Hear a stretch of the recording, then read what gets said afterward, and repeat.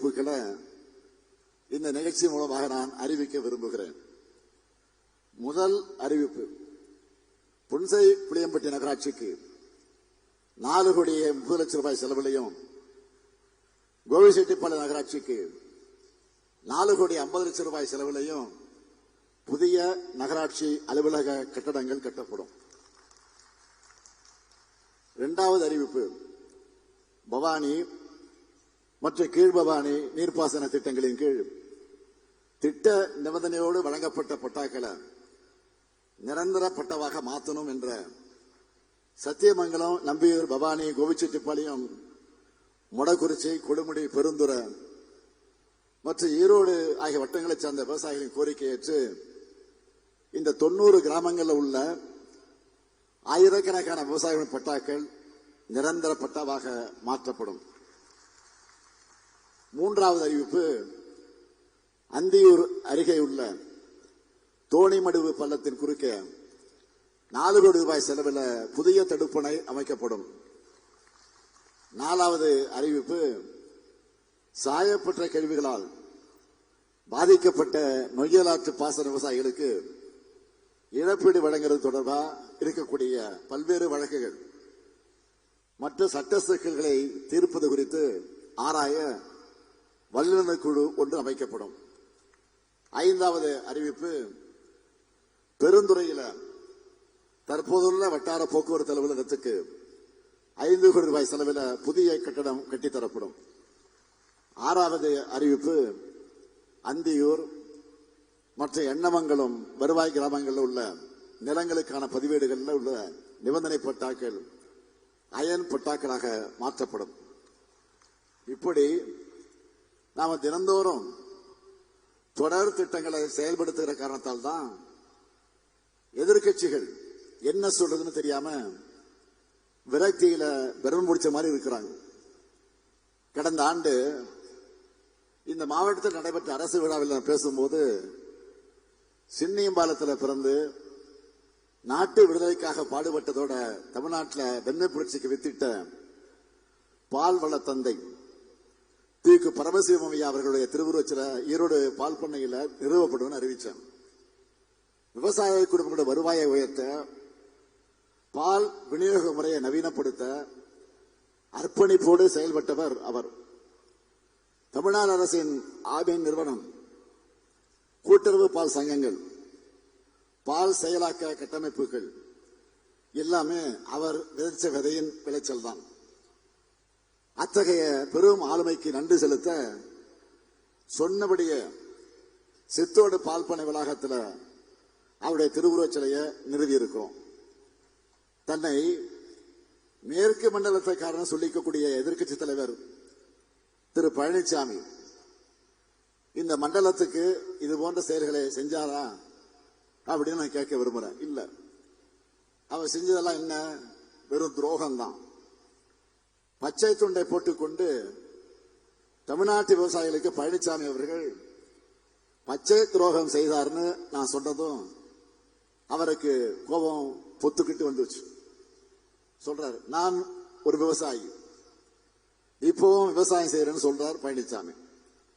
அவர் ஒரு துரோகி, இப்பவும் தொடர்ந்து துரோகத்தை செஞ்சுட்டு இருக்காருன்னு தான் சொல்லிக்கலாமே தவிர அவரை விவசாயின்னு சொல்றது உண்மையான உழவர் பெருமக்களை அவமானப்படுத்துறது சமமாயிடும். நெல் கொள்முதல்ல ஈரப்பதம் தளவு தொடர்பான தமிழ்நாட்டின் கோரிக்கையை ஒன்றிய பாஜக அரசு நிராகரிச்சுட்டாங்க. பழனிசாமி அவர்கள் உண்மையான விவசாயம் இருந்தா என்ன செய்யணும்? என்ன செஞ்சிருக்கணும்? மோடி அவர்களே, பிரதமர் அவர்களே, மோடி அவர்களே, தமிழ்நாட்டின் கோரிக்கையை ஏற்கணும். பிரதமர் மோடி அவர்களே என்று ஒரு கோரிக்கையை சொல்லி இருக்கணுமா வேணாமா? டெல்லியில பல கார்கள் மாறி மாறி போய் யார் யாரையோ சந்திக்கிறீங்களா? தமிழ்நாட்டு விவசாயிகளுக்காக கோரிக்கை வைக்க பிரதமரை சந்திக்கிறேன்னு சொல்லுங்க. நீங்க சொன்னா போதும். தமிழ்நாடு அரசு சார்பில் நானே உங்களுக்கு காருக்கு ஏற்பாடு செஞ்சு, அது வேர்க்காத அளவுக்கு நல்லபடியா அந்த காரை ஏற்பாடு செஞ்சு அனுப்பி வைக்கிறேன். பழனிசாமி அவர்கள் இந்த மேற்கு மண்டலத்துக்கு இழைச்ச பச்சை துரோக பட்டியல லேட்டஸ்ட் அடிஷன் கோவை மெட்ரோ ரயில், அது பெரிய துரோகம். சென்னையை போல கோவை மதுரையின் வருங்காலத்துடைய வளர்ச்சிக்கும் மெட்ரோ ரயில் தேவைன்னு நாம கோரிக்கை வச்சோம். ஆனா ஒன்றிய பாஜக அரசு அதையும் நிராகரிச்சிருக்கு. 2011 மக்கள் தொகையை கணக்கில் வச்சு நிராகரிச்சிருக்காங்க. இப்போ 2025 ஆண்டு சென்சஸ் எடுத்தா 20 லட்சத்துக்கு அதிகமாக இருக்கும். இன்னும் சொன்னா இந்த திட்டத்துக்கு நிதி ஒதுக்கி திட்டத்தை நிறைவேற்றி முடிக்கும் போது 2035 ஆண்டு ஆகியிருக்கும். வட மாநிலத்தில் 20 லட்சத்துக்கும் குறைவான மக்கள் தொகை கொண்ட நகரங்கள் எல்லாம் மெட்ரோ திட்டத்துக்கு ஒப்புதல் கொடுத்திருக்கிறாங்க. தமிழ்நாடு மட்டும் கம்பி கட்டுற கதையெல்லாம் சொல்றாங்க. பாஜகவுக்கு வாக்களித்த தமிழ்நாடு எதை கேட்டாலும் தரக்கூடாது என்ற முடிவோடு இருக்கு பாஜக. அதிமுக ஆட்சிக்கு வந்தா கோவைக்கு மெட்ரோ கொண்டு வருவோம்னு பழனிசாமி சொல்லி இருக்கிறார். அதே போல பாஜக சார்ந்த உறுப்பினர் கோவை சட்டமன்ற உறுப்பினராக இருக்கிறாரு, பாஜகவை சேர்ந்த உறுப்பினர், யாருன்னு தெரியும் உங்களுக்கு? அவர் இதே கருத்தை சொல்லி இருக்கிறார். அப்படின்னா திமுக ஆட்சியில் இருக்கும் என்ற ஒரே காரணத்தால் தான் கோவை மதுரை மக்களை பாஜக பழி வாங்குறதுன்னு ஒப்புதல் வாக்கு மூலமே கொடுத்திருக்கிறாங்க. இப்படியெல்லாம் தமிழ்நாட்டுக்கும் கொடுக்கக்கூடிய குடைச்சல் போதாதுன்னு தமிழ்நாட்டோட வளர்ச்சியை நிரந்தரமா கெடுக்கணும்னு இன்னைக்கு ஒருத்தர் இருக்காரு. அவர் யாரும் தெரியும்? ஆளுநர், மாண்புமிகு ஆளுநர். அவரை பாஜக நியமிச்சிருக்கிறாங்க. சமீபத்தில் பேட்டி அளிச்சிருக்கிறாரு. 2 நாளைக்கு முன்னாடி பேட்டி கொடுத்திருக்கிறாரு. என்ன, தமிழ்நாட்டுக்கு சேவையாற்ற அவர் வந்திருக்கிறதா? இதை சொன்னதை கேட்டால் நமக்கெல்லாம் சிரிப்பு தான் வந்துச்சு. தமிழ்நாட்டில் பாதுகாப்பு பிரச்சனைகள் இருக்கான், தீவிரவாத போக்கு நிலவும் கூடிய மாநிலமாக தமிழ்நாடு இருக்கான். தமிழ் மொழி வளர்ச்சிக்காக இங்க எதுவும் நடக்கலையாம். எல்லாரும் ஆங்கிலம் படிக்கிறாங்களாம். இப்படி எல்லாம் அவதூறு ஆற்றாம கலந்து புலம்பி இருக்கிறார் ஆளுநர். ஒன்றிய பாஜக ஆட்சியில தான் பகல்காம் தீவிரவாத தாக்குதல் நடந்து சுற்றுலா போன அப்பாவி மக்கள் பலியானாங்க. ஒன்றிய பாஜக ஆட்சியில தான் டெல்லி செங்கோட்டை கிட்ட குண்டு வெடிப்பு நடந்து அங்கே மக்கள் பல பேர் பலியானாங்க. பாஜக ஆட்சியில தான் மணிப்பூர் 10 இன்னைக்கு எரிஞ்சுக்கிட்டு இருக்கு. தீவிரவாத தாக்குதல்ல மக்கள் பலியாகிறத தடுக்க முடியாத பாஜக ஆட்சியை புகழ்ந்து பேசி இருக்கக்கூடிய ஆளுநர் அவர்கள் அமைதி பூங்காவாக இருக்கக்கூடிய தமிழ்நாட்டை தீவிரவாத மாநிலம் திமிரெடுத்து பேசி இருக்கிறார். அவரை திமிர அடக்கணும். நம்ம இக்கட்டான சூழல்ல தன்னுடைய தேசப்பற்றை காட்டி நம்ம படை வீரர்களுக்கு அதிக அளவில் நிதி வழங்கினது நம்முடைய தமிழ்நாடு தான். அப்படிப்பட்ட தமிழர்களை தேச விரோதிகள் என்று சித்தரிக்கக்கூடிய ஆளுநர் பேச்சு என்பது வன்மையாக கண்டிக்கக்கூடியது. பாஜகவுக்கு வாக்களிக்காதவங்க எல்லாரும் தீவிரவாதிகள் போல பேசுறாரு. அவர் வகிக்கிற அரசியல் சாசன பொறுப்புக்கு துளியும் பொருத்தமற்ற தகுதியற்ற தரக்குறைவான பேச்சு இது. எங்க பசங்க உலக வாய்ப்புகளுக்காக ஆங்கிலம் படிக்கிறாங்க. அதுல உங்களுக்கு என்ன பிரச்சனை? உங்களுக்கு எங்க ஏறியுது? இன்னும் டபுள் மடங்கு ஆர்வமா நாங்க ஆங்கிலம் படிக்க தயாரா இருக்கோம். இந்தியா முழுக்க இந்தி பேசுகிற மாநில மொழிகள் இன்னைக்கு உயிர் போட இருக்காங்கன்னா அதுக்கு காரணமே தமிழ்நாடு உயிரை கொடுத்து மொழிப்போர்ல ஈடுபட்டதுதான். தமிழ் மொழி பற்றி தமிழ்நாட்டுக்கு நீங்க வகுப்பெடுக்க வேண்டாம். அந்த பாடத்துல PhD வாங்கினவங்க நாங்க. சட்டமன்றத்தில் எல்லா கட்சி உறுப்பினர்களும் கலைஞர் பேர்ல கும்பகோணத்தில் பல்கலைக்கழகம் அமைக்கணும்னு கோரிக்கை வச்சு அதுக்காக மசோதாவை நிறைவேற்றி அனுப்பிச்சா அதற்கு அனுமதி கொடுக்காம 3 மாசம் கிடப்புல போட்டுட்டு குடியரசுத் தலைவருக்கு அனுப்பினார். நான் கேட்கிறேன், குடியரசுத் தலைவருக்கு அனுப்பி வைக்கிற அளவுக்கு அதுல என்ன அரசியலமைப்பு சட்ட பிரச்சனை இருக்கு?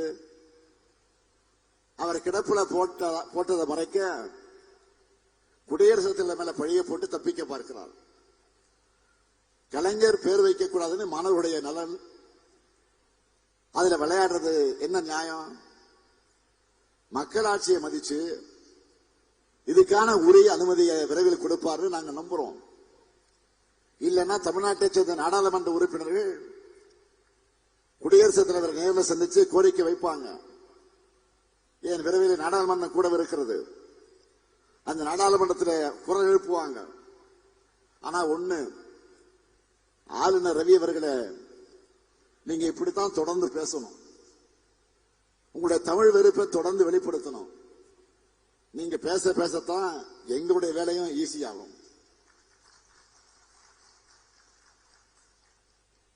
நேற்று மதுரை நாடாளுமன்ற உறுப்பினர் சு வெங்கடேசன் அவர்கள் சோசியல் மீடியாவில் ஒரு தகவலை பகிர்ந்திருந்தார்.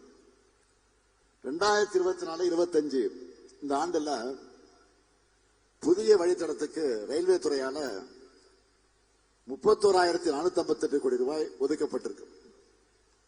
அதுல நம்ம தெற்கு ரயில்வேக்கு வெறும் 301 கோடி தான் ஒதுக்கி இருக்காங்க. அதாவது ஒரே ஒரு %. ஒவ்வொரு முறையும் நம்ம மாண்புமிகு பிரதமர்களை நான் சந்திக்கும் போதும் மறக்காம நான் வைக்கிற முக்கியமான கோரிக்கை, தமிழ்நாட்டு மக்கள் ஆவலோடு எதிர்பார்க்கிற புதிய ரயில் திட்டங்களை நிறைவேற்றணும் என்பதுதான். ஆனா அதுக்கு அவங்க எடுத்திருக்கக்கூடிய நடவடிக்கை என்ன? இந்த 1% நிதி ஒதுக்கீடு தான். இதுக்கு என்ன அர்த்தம்? வரி வசூலிக்கப்பட மட்டும் தமிழ்நாடு, நிதி ஒதுக்கீடுல அவங்களுக்கு பட்டநாமம் போடுகிறது பாஜகவுடைய ஆட்சி. இதிலிருந்து பாஜக நமக்கு சொல்லாம சொல்லுகிற மெசேஜ் என்ன? அரசியல் லாபங்களுக்காக பொதுமக்களை பழிவாங்கும் இந்த அற்ப அரசியலை தான் தமிழ்நாட்டில் பாஜகவுக்கு தொடர் தோல்வியை தந்துட்டு இருக்கு. முதுகெலும்பு இழந்து கர்ச்சிஃபில முகத்தை மூடிட்டு சுத்துகிற பழனிசாமி அவர்களின் துரோக அரசியல் தான் அவருக்கு 10 தோல்வி பழனிசாமி என்ற பட்ட பேரை பெற்றிருக்கு. மக்கள் மீதான எங்களுடைய உண்மையான அக்கறையும் மாநில உரிமைகளுக்கான போராட்டமும் தான் எங்களுக்கு தொடர் வெற்றியை தந்து வருது. கொடுத்த வாக்குறுதிகள் எல்லாம் நிறைவேற்றுறோம். அதுவும் ஒன்றிய பாஜக அரசு கொடுக்கிற தொல்லைகள், செயற்கை பேரிடர்கள், அதையே மீறி நிறைவேற்றுறோம். 1,14,00,000 மகளிருக்கு மாதந்தோறும் 1000 ரூபாய் உரிமை தொகை வழங்குகிறோம். தகுதியானவங்க விடுபட்டு இருந்தா அவங்களுக்கு அடுத்த மாசத்திலிருந்து வழங்க போறோம். அடுத்து அமைய போகிற திராவிட மாடல் ஆட்சி தான் இந்த சாதனை சரித்திரத்தை தொடரத்தான் போகுது. உங்க எல்லோருடைய கோரிக்கைகளையும் வேண்டுகோளையும் நான் நிச்சயம் செஞ்சு கொடுப்பேன். உங்களுக்கு ஒரு கவலையும் வேண்டாம். மக்களுக்கும் கழக அரசுக்குமான பாச பிணைப்பை பார்த்து அதை கெடுக்க சதி செய்கிறாங்க. சிறப்பு தீவிர வாக்காளர் பட்டியல் அந்த திருத்தத்தின் மூலமாக மக்களுடைய வாக்குரிமையை பறிக்கலாம்னு பாக்குறாங்க. நீங்க எல்லாரும் வாக்காளர் பட்டியல்ல உங்க பேர் இருக்கிறத நீங்க உறுதி செஞ்சுக்குங்க. இப்ப அதுதான் இருக்கிறதுலே மிக மிக முக்கியமானது. ஏன்னா திராவிட மாடல் 2.0 உறுதியாகிவிட்ட ஒன்று. கழகாட்சி தான் மீண்டும் அமையும். தமிழ்நாட்டின் வளர்ச்சி பயணம் தங்கு தடையின்றி 2 மடங்கு வேகத்தோடு தொடரும். அதற்கு நீங்கள் துணை நிற்க வேண்டும் என்று உங்கள் அன்போடு கேட்டு விடைபெறுகிறேன். நன்றி, வணக்கம்.